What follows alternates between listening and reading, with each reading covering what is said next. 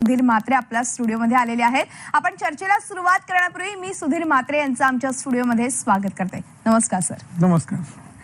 खरं तर गेल्या 25 वर्षांपासून सुधीर म्हात्रे ह्या व्यवसायात आहेत। Mhatre electronic private limited MEPL चे ते सर्वेसर्वा आहेत। विविध इलेक्ट्रॉनिक प्रोडक्ट्स त्यांनी सर्वसामान्यांच्या घराघरात पोहोचवले आहेत। तसंच त्यांचा इंटरनॅशनल ब्रँड देऊ ह्याने देखील वेगळं असं स्थान प्राप्त केलंय। तसंच रिअल इस्टेटमध्येही त्यांनी आपले पाय रोवलेत। जपान कोरिया पर्यंत त्यांनी आपल्या व्यवसायाचं जाळं तर पसरवलंय। तसंच कोलाड इथं नर्सरी आणि शिवाजी पार्क मधील बाळासाहेब ठाकरे यांचं उद्यानही त्यांच्याच संकल्पनेतून साकारण्यात आलंय। आणि इतकंच नाही तर चेन्नईमध्येही स्टुडिओ देखील त्यांनी साकारलेला आहे। त्यांचा गोवंडी ते अमेरिका हा प्रवास कसा झालाय हेच आज आपण त्यांच्याकडून जाणून घेणार आहोत। तेव्हा लगेचच आपण चर्चेला सुरुवात करूया। सर पुन्हा एकदा स्वागत आहे।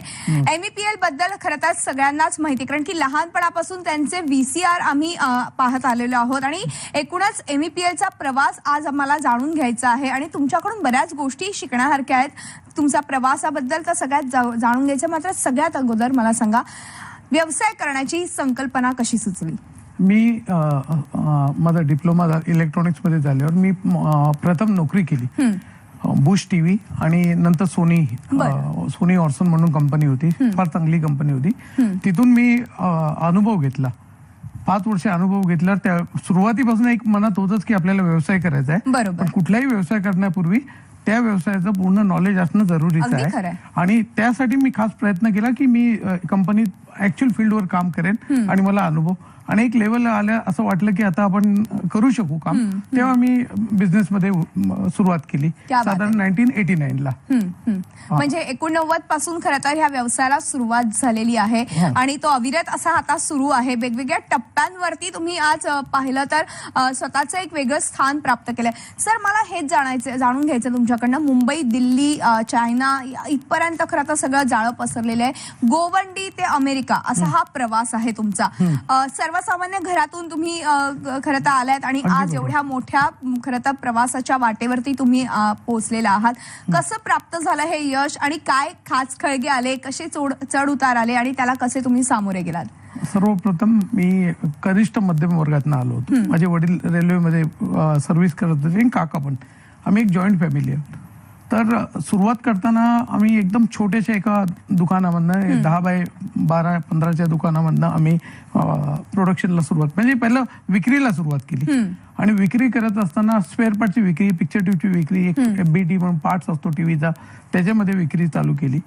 एक साधारण 95-96 ला आम्हाला असं एक लक्षात आलं की नॉन रिमोट टीव्ही होते आणि झी आणि हे सगळ्यांचं केबल चॅनल चालू झालं आणि अचानक 2 टीव्ही, पहिलं DD1 DD2 DD3 3 चॅनल होते आणि अचानक 100 चॅनल केबल नेटवर्क चालू झाल्यावर आले।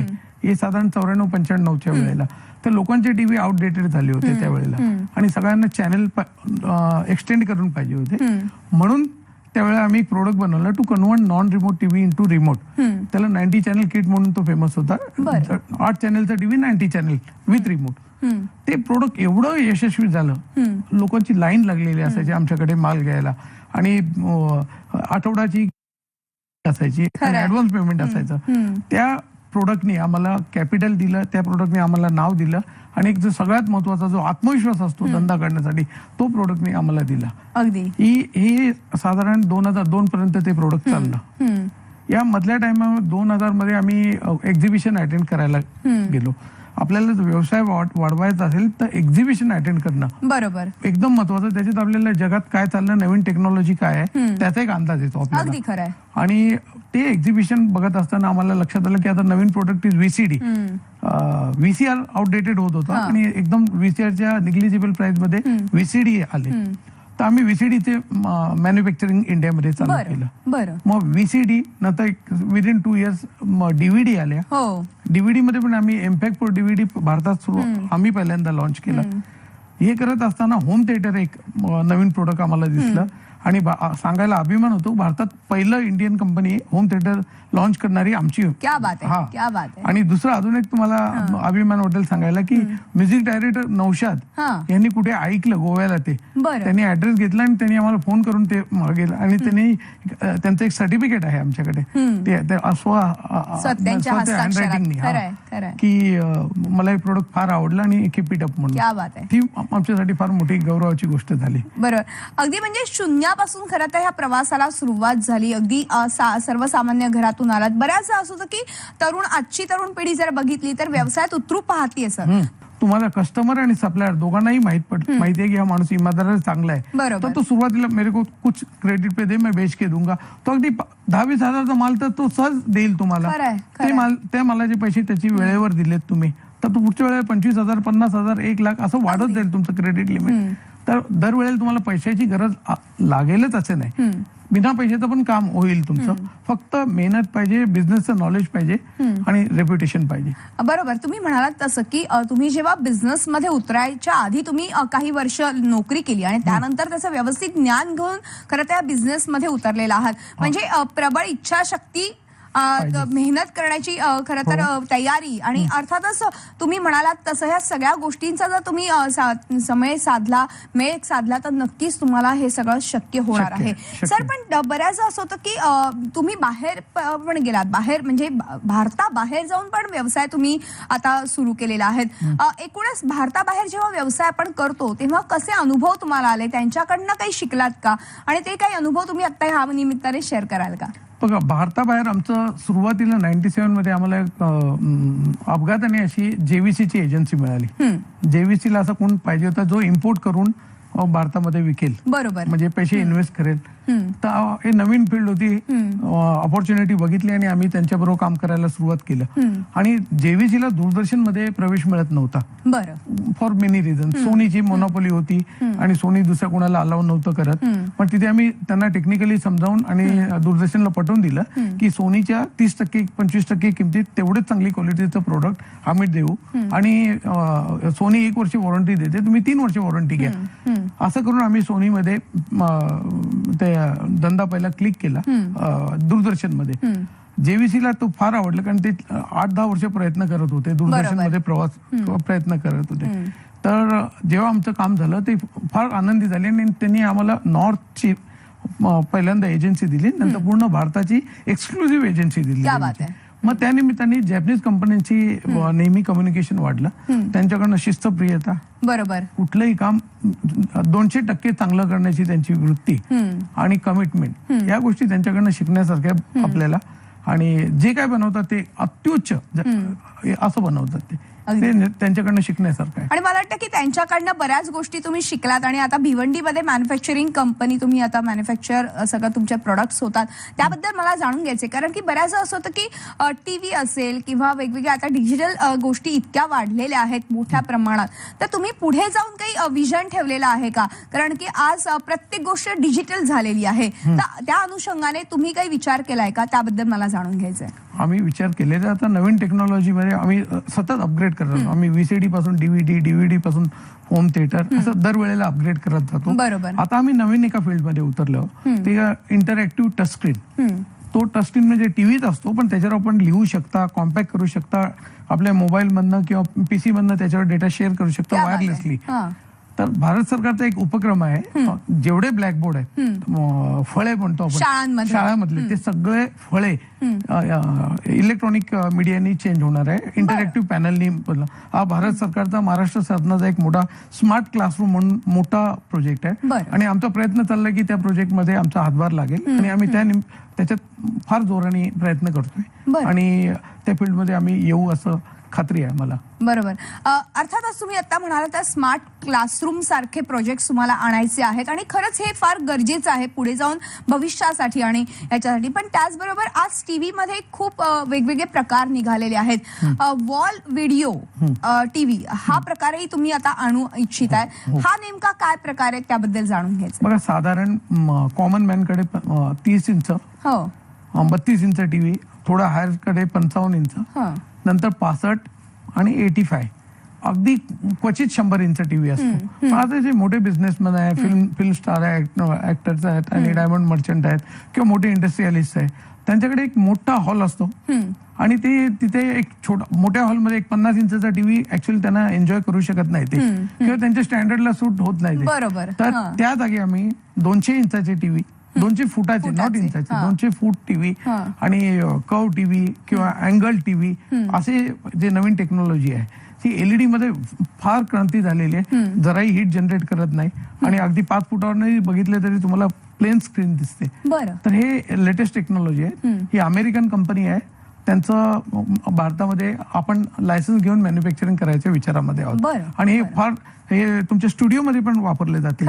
खरंय. हा, हे एकदम नाविन्यपूर्ण आहे. स्टुडिओ, स्टेडियम, ऍडव्हर्टिजमेंट असं त्याच्यावर फार त्याचा स्कोप खूप मोठा आहे. आणि मला वाटतं थोड्या दिवसांनी आपले नॉर्मल टीव्ही रिप्लेस होऊन एलईडी, जसं LGचं OLED आहे, त्याच्या पण पुढची टेक्नॉलॉजी आहे. तर हे येतील पुढच्या, म्हणजे येत्या काळामध्ये तुम्हाला घराघरात सध्या 4K टीव्हीचं जनरेशन आलेलं आहे. तर त्या व्यतिरिक्त आता पुढे जाऊन ह्या सगळ्या गोष्टी पुढे येणार आहेत.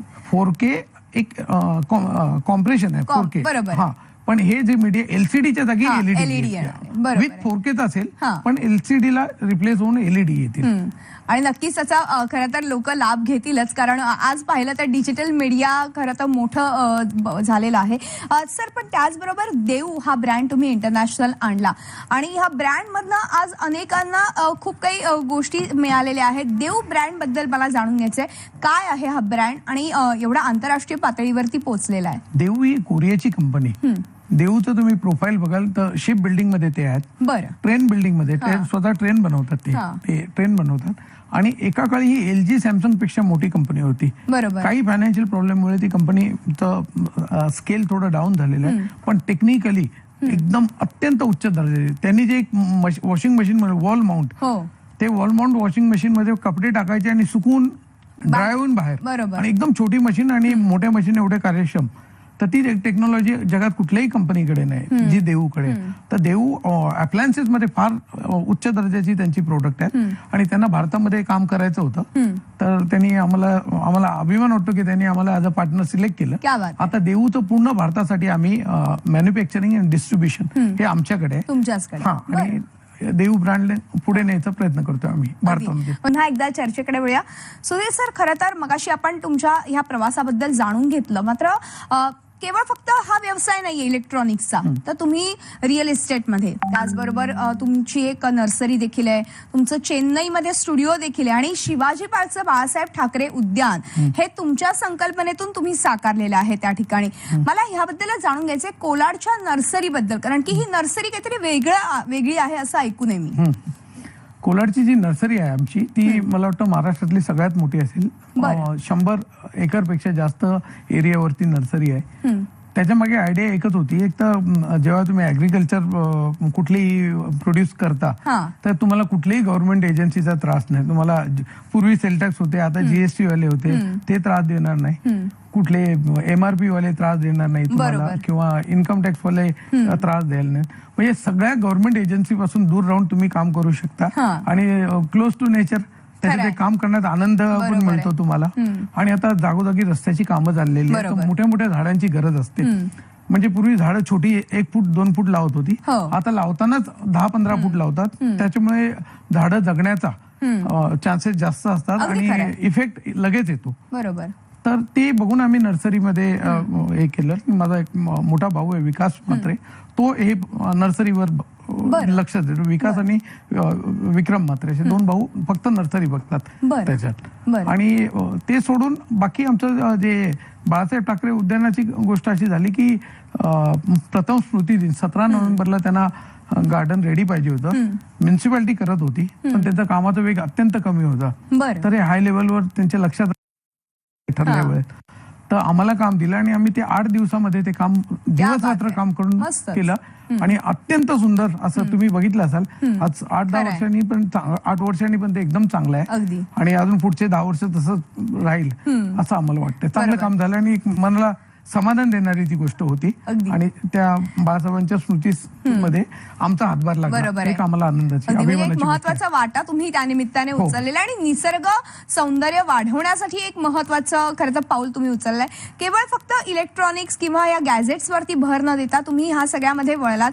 त्याचबरोबर चेन्नईमध्ये स्टुडिओ देखील साकारला. ही संकल्पना कशी आली आणि कशी सुचली त्याबद्दल मला जाणून घ्यायचं. बघा एकच बिझनेसवर डिपेंड चांगला चाललेलं असताना आपण दुसरा किंवा तिसरा धंदा बघितला पाहिजे. बरोबर. नाही तर आता आपल्या समोर मोठी उदाहरण म्हणजे नोकिया घ्या, हो, नोकिया किंवा ब्लॅकबेरी घ्या किंवा कोडॅक फिल्म घ्या. एका प्रोडक्टवर फोकस होते म्हणून त्यांचं कोलॅप झाले, ते चेंज केले नाही. बरोबर. आम्ही सन टीव्हीला सप्लाय करतो. सन टीव्ही, उदय टीव्ही, जेमिनी टीव्ही यांना फार मोठ्या प्रमाणात सप्लाय केला डिजिटल. आणि त्यावेळेला चेन्नईमध्ये डिजिटल स्टुडिओ नव्हता. तर आमच्या लक्षात आलं ही अपॉर्च्युनिटी आहे की इथे स्टुडिओ, म्हणून आम्ही तिथे post production studio, camera rental हे सगळं ब्रॉडकास्टिंग रिलेटेड सगळं काम चालू केलं. आणि मला वाटतं आज 14-15 वर्ष झाले आमचा स्टुडिओ तिथे चालू आहे आणि चांगलं काम चाललंय. मस्त. म्हणजे केवळ फक्त एका बिझनेस वरती तुम्ही फक्त फोकस न करता ह्या वेगवेगळ्या करता गोष्टींवरती तुम्ही जर भर दिला किंवा तिथे देखील आपण लक्ष केंद्रित केलं आणि कुठून आपल्याला चांगल्या पद्धतीने बिझनेस मिळू शकतो याचं जर आपण नॉलेज प्राप्त करून घेतलं तर नक्कीच त्याचा फायदा त्या बिझनेस मधला होतो. हे तुम्ही आता ह्या निमित्ताने आपल्या सगळ्या प्रेक्षकांना सांगताय. सर, पण कसं होतं की बिझनेस सुरू केल्यावरती बऱ्याचदा असं होतं की चढ उतार येत असतात आणि जेव्हा उतार येतो तेव्हा एक क्षण असा येतो की आपण हताश होतो की आता बिझनेस नको, आपण हे सगळं थांबूया, कारण की आपण खूप लॉस मध्ये गेलोय, तोट्यामध्ये गेलोय. तर असा काही प्रसंग तुमच्या बाबतीत घडला का? आणि घडल्यानंतर असं काही तुम्ही काय नेमकं केलं, त्याच्यावरती काय सोल्युशन काढलं? ही तुम्ही म्हणाली ती बहुतेक प्रत्येक धंदेवाल्याच्या आयुष्यामध्ये फेज येतेच. असं कधी ग्राफ तुमचा कधीतरी उतरताना ग्राफ दिसेल. मी 2 उदाहरण देतो. 2009 साली सीआरटी टीव्ही चेंज होऊन एलसीडी आले. बरं. एलसीडी नाही, प्लाझ्मा आले. प्लाझ्मा नंतर परत एलसीडी आले आणि परत एलईडी आले. हा मधला तो चेंज ओव्हर एकदम क्विक होता, त्याच्यात आमचं नुकसान झालं. त्यामुळे त्या काळात मी बोललो आता इलेक्ट्रॉनिक स्टेबिलिटी नाही आहे, आपण याला थांबवूया आणि रिअल इस्टेटमध्ये टाकू. बरोबर. तर आम्ही रिअल इस्टेटमध्ये उतरलो त्या काळामध्ये आणि वाईट डिसिजन नव्हता. 2009 ते 2012 आम्ही ज्या जागा खरेदी केल्या त्याची फार अप्रिसिएशन झालं. बरं. पण ठीक आहे, लँड बिझनेस हा काय 24 तास करायचं काम होऊ शकत नाही. It can be a part time business, main business नाही होऊ शकत. बरोबर. म्हणून आम्ही 2013ला परत टीव्ही मध्ये फार मोठ्या प्रमाणावर आलो, एलईडी टीव्ही मध्ये. आणि परत आम्ही 13 पासून आतापर्यंत 100 कोटीच्या टर्नओव्हरला पोहोचलो. परत गेल्या वर्षी असा प्रॉब्लेम आला आम्हाला. आम्ही देऊचा माल घेतला होता, एक महिन्याला 10 टीव्ही आम्हाला ऑर्डर करावे लागतात. ऑर्डर केली तेव्हा $84 मध्ये होता आणि माल येईपर्यंत त्याची किंमत झाली $55. म्हणजे जवळजवळ 30 ते 40% किंमत कमी झाली. मग अशा वेळेला बँकवाले त्रास देतात, डीलर फार हे करतात. म्हणजे त्या वेळेला असं वाटतं की हे सगळं बंद करावं आता, म्हणजे हा ताण सहन होत नाही. पण हा ताण सहन करतो आणि जो पुढे जातो तो सक्सेसफुल. मग आम्ही 1 वर्ष थोडा खर्च कमी केले आणि सगळ्या गोष्टीवर कंट्रोल आणलं, स्टाफ कमी केला आणि पुढच्या वर्षी या वर्षी परत गाडी नीट चालायला रुळावर आली. फक्त एक आहे, अशा वेळेला उगाच काही ड्रास्टिक स्टेप घेऊ नये. खूप जणांना त्यावेळेला काही ड्रिंक्सचं प्रमाण वाढतं, स्टाफ बरोबर जोरात भांडणं होतात, डीलरशी वादविवाद होतात. हे टाळून उलट त्यावेळेला सगळ्यात जास्त शांतपणे काम करून ती टाइम, कारण की तो फेज प्रत्येकाच्या आयुष्यात येत असतो. मग अगदी नोकरी करणारा असेल किंवा व्यवसाय करणारा असेल, पण ह्यातून आपण काय शिकायचं किंवा कसं ह्या प्रॉब्लेम वरती सोल्युशन काढायचं हे फार महत्वाचं आहे. सर, एक शेवटचा आणि जाता आता प्रश्न तो म्हणजे आजची तरुण पिढी देखील व्यवसायात उतरू पाहते, तर त्यांना तुम्ही या निमित्ताने काय सांगाल, काय संदेश द्याल? बघा, सगळ्यात पहिलं कुठल्याही विषयात कुठलाही धंदा करता त्याच्यात पूर्ण नॉलेज घ्या. खूप नॉलेज पाहिजे. ऑर्डिनरी किंवा ऍव्हरेज नॉलेजच्या वर नॉलेज पाहिजे तुम्हाला. एक ते पाहिजे. सगळ्यात पहिले विक्रीवर पहिलं लक्ष द्या. जर तुम्ही माल विकू शकलात तर तुम्ही फॅक्टरी टाका. पहिली फॅक्टरी टाकून नंतर विकायला जाल तर फार त्रास होईल तुम्हाला. कधीच शक्य होणार नाही. तुम्हाला लोक लुबाडून खातील जर तुम्हाला माहित पडलं की माल याच्याकडे आहे आणि याच्याकडे कस्टमर नाही. पण विकणं पहिलं, मॅन्युफॅक्चरिंग नंतर आणि स्टार्टिंगला मिनिमम खर्च करा. माझ्या मित्रांनो सगळ्यांना म्हणजे हात जोडून विनंती की खर्च मिनिमम ठेवा आणि एकदा लेवल आली की नंतर गाडी मोठे घेणं किंवा मोठं लॅविश ऑफिस करणं हे नंतर करा. पण सुरुवातीला मिनिमम खर्च आणि मिनिमम स्टाफ आणि स्टाफ पण असा ठेवू नका की तुम्हाला लायबिलिटी होईल ती. खरंय, खरंय. हा, हे 2-3 लक्ष आणि म्हणजे कस्टमरची महत्वाचे काही मुद्दे तुम्ही या निमित्ताने आपल्या खरं तर तरुण पिढीला सांगितलेले आहेत. म्हणजे कशा पद्धतीने या बिझनेसला सुरुवात करायची, काय खाचखळगे येऊ शकतात आणि त्याला कसं सामोरं जायचंय. सर, खरं तर वेळ संपलेली आहे, मात्र खूप छान माहिती आणि खूप छान मार्गदर्शन तुम्ही आमच्या प्रेक्षकांना केलं आणि मला वाटतं की यातूनच आमच्या प्रेक्षकांना प्रेरणा मिळणार आहे बिझनेस करण्याची. मात्र वेळ संपल्यामुळे आज आपल्याला इथेच थांबावं लागतं. मात्र तुम्ही आलात आणि खूप छान मार्गदर्शन केलं, त्याबद्दल मनपूर्वक आभार. नमस्कार.